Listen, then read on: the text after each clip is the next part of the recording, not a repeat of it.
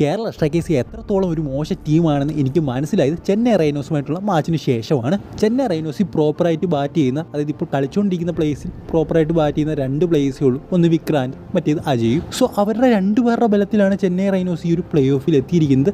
പക്ഷേ അവർ 2 പേരും ഇന്നത്തെ കളിയിൽ ആദ്യത്തെ ഇന്നിങ്സിൽ കളിച്ചിട്ടില്ല. അവിടെ സ്റ്റെപ്പ് ചെയ്ത് ഒരു പ്ലെയറാണ് ശന്തനു. സോ അവരുടെ ആ ഒരു ടീം സ്പിരിറ്റ് എന്ന് പറയുന്നത് വേറെ ലെവലാണ്. 2 ബാറ്റ്സ്മാന്മാരേ ഉള്ളൂ പ്രോപ്പറായിട്ട് കളിക്കുന്നത്. സോ അവർ കളിക്കാത്ത സമയത്ത് അത്ര ടഫ് പിച്ച് ശന്തനു കളിച്ച ഇന്നിങ്സ് എന്ന് പറയുന്നത് വേറെ ലെവലായിരുന്നു. നമ്മൾ അരുൺ ബന്നിയൊക്കെ ബാറ്റ് ചെയ്യുന്ന കണ്ട് പുള്ളിക്കൊന്നും ഒരു ഷോട്ട് പോലും ചൊവ്വേന്ദ്രെ അടിക്കാൻ പറ്റുന്നില്ലായിരുന്നു. അവിടെയാണ് ശന്തനു പോലുള്ള ഒരു ടോപ്പ് ആക്ടറാണ് അദ്ദേഹം അധികം റൺസൊന്നും CCL ഇന്ന് അധികം സ്കോർ ചെയ്യാത്തൊരു വ്യക്തിയാണ്. സോ അദ്ദേഹത്തിൻ്റെ ഭാഗത്ത് നിന്ന് വേറൊരു ലെവൽ ബാറ്റിംഗ് ആയിരുന്നു നമുക്ക് കാണാൻ സാധിച്ചത്. പിന്നെ ശന്തനു അത്യാവശ്യം നല്ലോണം കളിക്കുന്ന ഒരു പ്ലെയറാണ്. ബട്ട് ഇത്ര നിർണായകമായിട്ടുള്ള മാച്ച് അദ്ദേഹം സ്റ്റെപ്പ് അപ്പ് ചെയ്ത രീതി എന്ന് പറയുന്നത് വേറെ ലെവലായിരുന്നു. സോ ഇത്രയും ആൾക്കാരെ വിളിച്ചു കൂട്ടിയിട്ട് അതായത് എല്ലാവരും വരണം, CCLൻ്റെ കേരള സ്ട്രൈക്കേഴ്സ് മാച്ച് കാണണം, ഞങ്ങൾ നല്ല രീതിയിൽ പെർഫോം ചെയ്യും എന്നൊക്കെ പറഞ്ഞിട്ട് ഇത്ര മോശം രീതിയിലുള്ള പെർഫോമൻസ് എന്ന് പറയുന്നത് ഇതിനെക്കുറിച്ച് എന്ത് പറയണമെന്ന് എനിക്ക് ഒരു പിടിയും കിട്ടുന്നില്ല. കാരണം അത്ര മോശം performance Kerala strikers power play എന്ന് പറയുന്നൊരു സംഭവം ഈ ഒരു സീസണിൽ ഉപയോഗിച്ചിട്ടില്ല. പവർ പ്ലേയിലൊക്കെ ടെസ്റ്റാണ് അവർ കളിക്കുന്നത്. എനിക്കറിയില്ല അവർ പവർ പ്ലേയുടെ വാല്യൂ എന്താണ്, കോച്ച് അവരെ ഇതൊന്നും പഠിപ്പിച്ചിട്ടില്ലെന്ന് എനിക്കൊരു പിടിയും കിട്ടുന്നില്ല. സോ പവർ പ്ലേ എന്നൊക്കെ പറയുന്നത് ടെസ്റ്റ് കളിയായിരുന്നു. ഇപ്പോൾ ടെസ്റ്റ് കളിയല്ല, ഞങ്ങൾ അടിക്കാൻ നോക്കിയതാണെന്ന് പറഞ്ഞാലും ചുമ്മാ ഇട്ടങ്ങ് ബാറ്റ് വിഷയമാണ്, പോകുന്നെങ്കിൽ പോകട്ടെ എന്ന് പറഞ്ഞുകൊണ്ട് അങ്ങനെയല്ല ചെയ്യേണ്ടത്. 2 ഫീൽഡേഴ്സ് റിങ്ങിന് വെളിയിലുള്ളൂ. സോ അതുകൊണ്ട് തന്നെ ചെയ്യേണ്ട കാര്യം എന്ന് പറയുന്നത് കറക്റ്റ് ഒരു പ്ലേസ് സെറ്റാക്കി വെക്കുക, അവിടേക്ക് ഷോട്ട് എടുക്കുക, പൊക്കി എടുക്കുക. മാക്സിമം പോറെങ്കിലും പോകും, ഔട്ടാകാനുള്ള ചാൻസ് വളരെയധികം കുറവാണ്. സോ ആ ഒരു സമയത്ത് പ്രോപ്പർ നല്ല ബാറ്റ്സ്മാൻമാരെ കൊണ്ടുവരണം. അവർ രാജീവ് പിള്ളയെ കൊണ്ടുവരാൻ നോക്കുന്നുണ്ട് പവർ പ്ലേ. പക്ഷേ രാജീവ് പിള്ള ആ ഒരു സമയത്ത് ബൗണ്ടറീസ് നേടുന്നില്ല പവർ പ്ലേയുടെ സമയത്ത്. സോ അപ്പോഴാണ് അവർ പ്രശാന്തും മറ്റുള്ള പ്ലേയേഴ്സിനെ ഇറക്കുന്നത്. സോ അവർ വന്നിട്ട് വെറുതെ ഇട്ട് ബാറ്റ് വീശിയാണ്. ഇങ്ങനെ ബാറ്റ് വീശിയിട്ടൊന്നും ഒരു കാര്യമില്ല. സോ എന്താ പറയുക, നേരത്തെ പറഞ്ഞ പോലെ ഫാൻസിനെ എല്ലാം വിളിച്ചു കൂട്ടിയിട്ട് ഇത്ര മോശം പെർഫോമൻസ് മാക്സിമം അടുത്ത CCLs ഇത് എപ്പോഴും പറയുന്നൊരു കാര്യമാണ്, അടുത്തതെന്ന്. എടുത്തു പറയേണ്ട കാര്യം എന്ന് പറയുന്നത് പവർ ഹിറ്റേഴ്സ് ഇല്ല. ഒരു ഇന്നിങ്സിനെ കളിച്ചുകൊണ്ട് പോകുന്നൊരു ബാറ്റ്സ്മാൻ ഇല്ല. അതായത് ഒരു ബാറ്റ്സ്മാൻ ആ ഒരു ഉത്തരവാദിത്വം എടുത്ത് കളിക്കുന്ന ഒരു ബാറ്റ്സ്മാൻ ആകെ അർജുൻ നന്ദകുമാർ മാത്രമുണ്ട്. അദ്ദേഹത്തിനാണെങ്കിൽ പവർ ഹിറ്റ് അത്ര ഫേവറും അല്ല. അദ്ദേഹം എപ്പോഴും അങ്ങ് പവർ ഹിറ്റ് ചെയ്തുകൊണ്ടിരിക്കുന്ന ഒരു ബാറ്റ്സ്മാൻ അല്ല. കൂടിയ ഒരു ഓവറിൽ 1-2 സിക്സൊക്കെ അദ്ദേഹം നേടും. അതിൽ കൂടുതലൊന്നും അർജുൻ നന്ദകുമാർ നേടത്തില്ല. ബട്ട് അദ്ദേഹം കളിക്കുന്നുണ്ട്. സോ നമുക്ക് ബിഗ് ഹിറ്റേഴ്സിനെയാണ് ആവശ്യം. മദൻ മോഹൻ്റെ പേരൊക്കെ എടുത്തു പറയുന്നു. പക്ഷെ അത് ഇതിൻ്റെ കളി രീതിയൊക്കെ ഇപ്പോൾ എങ്ങനെയാണെന്ന് നമുക്കൊരു പിടിയില്ല. അരുൺ ബന്നി നമ്മൾ കണ്ടതാണ് അതിൻ്റെ പെർഫോമൻസ്. അദ്ദേഹം നേരത്തെ എങ്ങനെയായിരുന്നു കളിക്കുന്നത്, ഇപ്പോഴത്തെ ഇതിൻ്റെ ഒരു പെർഫോമൻസ് നമ്മൾ കണ്ടതാണ്. അദ്ദേഹത്തിന് ചൊവ്വേന്നൊരു ഒരു ബാറ്റിൽ ഒരു ബോൾ പോലും കൊള്ളുന്നില്ല.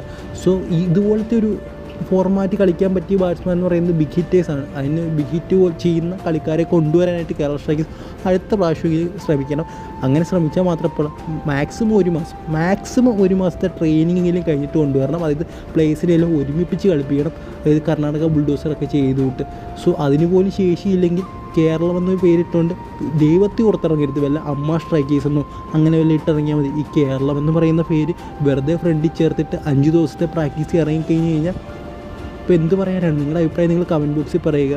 അതുപോലെ തന്നെ അവരുടെ കേരള സ്ട്രൈക്കേഴ്സിൻ്റെ ഇൻസ്റ്റാഗ്രാം ഹാൻഡിൽ ചെന്ന് പറയുക. മീൻസ് മാക്സിമം ഇങ്ങനെ തെറി വിളിക്കാതിരിക്കാൻ നിങ്ങൾ നോക്കുക. മാക്സിമം അവരുടെ കാര്യം പറഞ്ഞവരെ മനസ്സിലാക്കുക. അതായത് ഇങ്ങനെ ട്രെയിനിങ് ചെയ്യണം, അല്ലെങ്കിൽ നല്ല പ്ലേയേഴ്സിനെ കൊണ്ടുവരണം, പവർ ഹിറ്റേഴ്സിനെ കൊണ്ടുവരണം.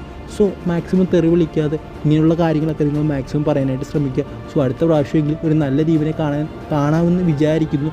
പിന്നെ ഇന്നത്തെ ആ ഒരു നാണം കേട്ട തോൽവി, അതായത് ട്രിവാൻഡ്രത്ത് ഇത്രയും പേരെ വിളിച്ചു വരുത്തിയിട്ട് അത് വെറും 42 റൺസിൻ്റെ ലീഡാണ് എടുത്തത്. സോ എന്താണ് ഒരു 6 പോലും ചൊവ്വേന്നേരം നമുക്ക് കാണാൻ സാധിച്ചില്ല. 1-2 സിക്സ് അടിച്ചെന്ന് തോന്നുന്നു. സോ ഇത്രയും ആൾക്കാർ വെറുതെ ഒന്ന് അവരുടെ സമയം വേസ്റ്റാക്കിയെന്ന് വേണമെങ്കിൽ പറയാം.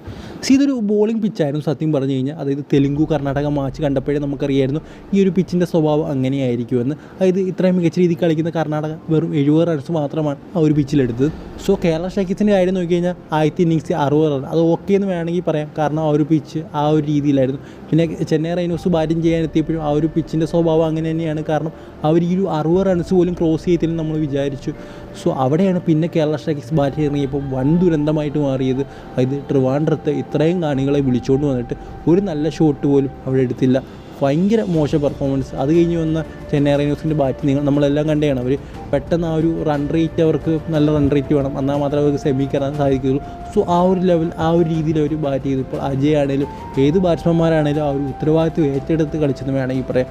സോ ചെന്നൈ വെൽ ഡിസേർവിങ് ആയിരുന്നു സെമിയിലേക്ക് കയറാൻ, ഈ പ്ലേ ഓഫിലേക്ക് കയറാൻ. സോ അതവർ നേടിക്കഴിഞ്ഞു.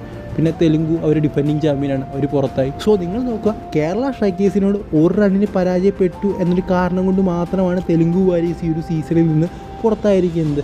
സോ അത്ര കോമ്പറ്റീറ്റീവായിട്ടാണ് സീസൺ നടക്കുന്നത്. അവിടെയാണ് കേരള സ്ട്രൈക്കേഴ്സ് ഈ ഒരു സ്ക്വാഡും ഒട്ടും ട്രെയിനിങ് ഇല്ലാതെയും വരുന്നത്.